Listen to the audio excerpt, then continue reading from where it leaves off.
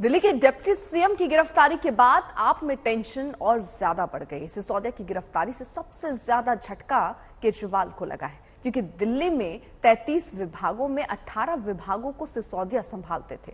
आगामी चुनावों में इसका असर आम आदमी पार्टी पर पड़ सकता है।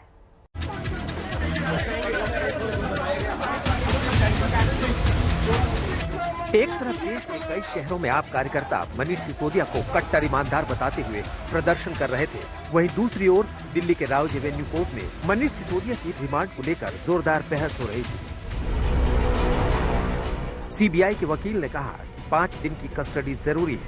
इस पर सिसोदिया के वकील ने कहा कि उनकी गिरफ्तारी ही अवैध तरीके से हुई है। सीबीआई के वकील ने कहा सच का पता लगाने के लिए कस्टडी में पूछताछ जरूरी है, तो सिसोदिया के वकील ने कहा कि कस्टडी के लिए आधार ही गलत है। सीबीआई ने कहा कि सिसोदिया ने शराब नीति पर नई फाइल बनाई।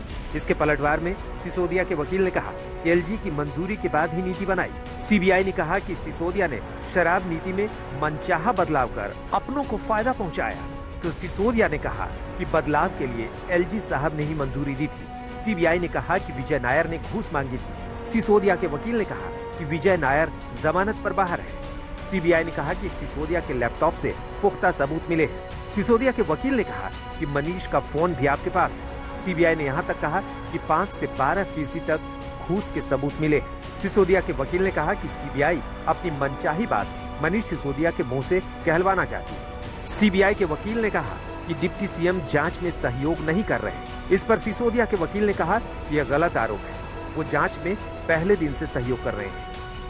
दरअसल राष्ट्रीय पार्टी का दर्जा मिलने के बाद से केजरीवाल 2024 से पहले आपको विस्तार देने की मेगा प्लानिंग कर रहे थे, लेकिन सिसोदिया की गिरफ्तारी से केजरीवाल की पार्टी विस्तार की कोशिशों को बड़ा झटका लग सकता है। देश में पार्टी विस्तार में सिसोदिया की सबसे सक्रिय भूमिका रहती है। सिसोदिया अघोषित रूप से दिल्ली में ही नहीं, पूरी पार्टी में नंबर 2 की हैसियत रखते हैं। इस साल सभी 6 राज्यों में चुनाव बाकी है। इसी के मद्देनजर अरविंद केजरीवाल मार्च में कर्नाटक, छत्तीसगढ़, राजस्थान और मध्य प्रदेश के दौरे पर जाने वाले थे, जिससे पार्टी मजबूती से सबसे बेहतर विकल्प के रूप में खुद को रख सके। केजरीवाल थर्ड फ्रंट की कोशिश करते दिखे हैं, लेकिन अब उन्हें दिल्ली सरकार पर ही अपना फोकस करना पड़ेगा।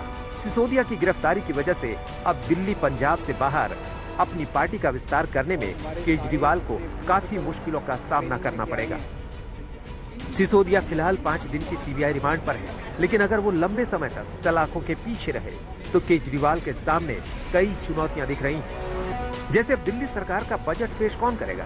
गिरफ्तारी के बाद दिल्ली सरकार की कई योजनाएं भी लटक सकती हैं। दिल्ली के 33 में से 18 विभागों का काम सिसोदिया ही देख रहे थे। अब उनके 18 विभाग कौन संभालेगा? शिक्षा विभाग के कई काम भी प्रभावित हो सकते हैं। यमुना सफाई, 24 घंटे पानी की आपूर्ति, नई स्कूल बिल्डिंग का निर्माण, नए अस्पताल, ई हेल्थ कार्ड, बुजुर्गों के लिए फ्री पैथोलॉजी टेस्ट, कई सड़क परियोजनाएं भी प्रभावित हो सकती हैं। इस साल G20 की मेजबानी भारत कर रहा है। उससे पहले कई फ्लाईओवर, फुटपाथ, सड़कों की मरम्मत से संबंधित काम भी प्रभावित हो सकते हैं। संजय शर्मा, पंकज जैन, अमित भारद्वाज और आशुतोष मिश्रा के साथ अरविंद ओझा, दिल्ली आज तक।